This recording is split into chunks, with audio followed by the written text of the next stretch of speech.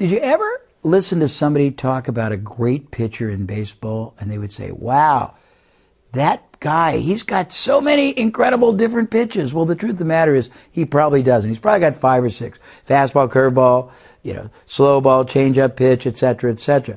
Well, everyone knows I have a lot of different concepts, a lot of different strategies, a lot of different philosophies, a lot of different approaches, concepts, ideas, etc. But right now, today, here, I want to share 4 very powerful, very, very applicable, very universal principles I think you need to know, and then I think you need to use in your business. Watch and see. The first thing is just delivering higher than expected levels of service that are recognized and appreciated by them. Second, communicating frequently with your client to nurture them. Anybody here have a good friend, a very best friend? Raise your hand. I bet you call them, text them, email them, visit with them very frequently, maybe daily, maybe weekly if they're localized, but often, right? The more frequent the communication, the richer, the closer the relationship. That should be the metaphor analogy with you and your client, although the communication can't be self-serving. It's got to be externally important. But as long as you've got things to talk about that better them, the more frequently you keep in touch, the more strategically you keep in touch, the more business they'll do, the longer they'll do it, the more people they'll tell. Increasing the conversion rate from inquiry to sale. First of all, increase your sales skills. Get trained in consultative advisory selling. Next, acquire clients at break even up front and make a profit on the back end. Very important. When you get strategic, you realize the game you're playing is not momentary, it's the end. And if you've only got one product to sell, you need a starter process. Starter process can be a way to engage people. When I was I had a very successful first experience in the mail order business. We had a product called Icy Hot, and Icy Hot was this goes back long ago, 30 years. Icy Hot was an analgesic balm like Bengay or mentholatum, and we sold it by mail for $3.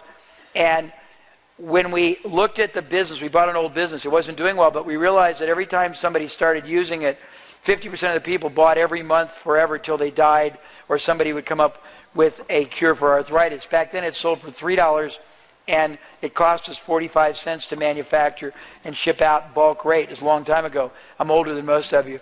And we didn't have any money, but we needed to start a relationship. So I went to 1,000 radio stations, television stations, publications, and told them if they would run our ads and our commercials when they had unsold time or space, we would let them keep all the front money, the first sale. That would start the relationship. We will sometimes sell a modest, for me modest is a couple $100 product. Well, that starts a relationship. From there you move them to $1,000 or you move them to $5,000. But sometimes by adding an easier starting point, you get a lot more people in the pipeline. Sometimes by adding a more expensive secondary product service, you make all the effort you've made much more valuable. But you need to look this out and put it all in place.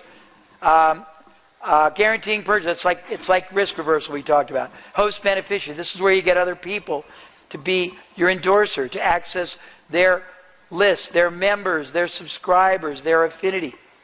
I made $1 million one time when I used to do seminars teaching people how to be marketing consultants, and I would go to Entrepreneur Magazine, I would find all the people running full-page ads, training people and other things. Utilities auditing, real estate tax abatement, expense reduction, and I'd get them to let me pay to go to their list of prospects who responded but didn't buy with a letter that said something like this.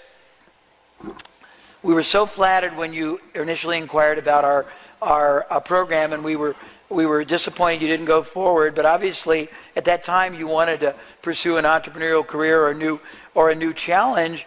We assumed either the timing wasn't right, our proposition wasn't right, the economics weren't right, but if you're still interested and ours isn't right, we'd like to introduce you to somebody who's got a proposition that applies to every business out there, because mine did, that lets you try it out before you could buy, because mine did, let you pay for most of it afterwards, because mine did, that lets you experience half of it before you're committed and at least get the facts. And we made $1 million by harnessing and mining their rejects. So it's thinking about who else has access to your market.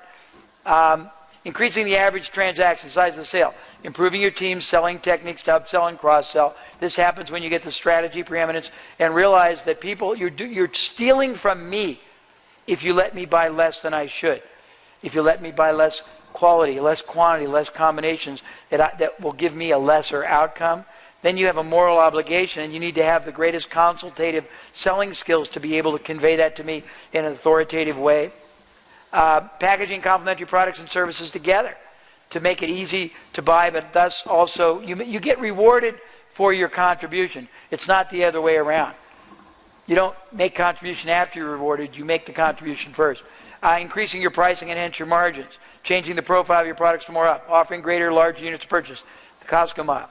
How do you increase the transaction frequency? You develop a back end. We just talked about that. You communicate more often by letter, phone, etc. You endorse other people's products to your list if they're complementary and beneficial. You do special events such as closed door, limited release, advanced knowledge. Programming clients beneficially, not manipulatively, not like Jim Jones, but at the point of sale. I mean, anyone ever flown on an airplane and seen the old ads for Karis negotiating, and they say, you don't get what you deserve, you get what you negotiate? Well, you get what you ethically and honorably program.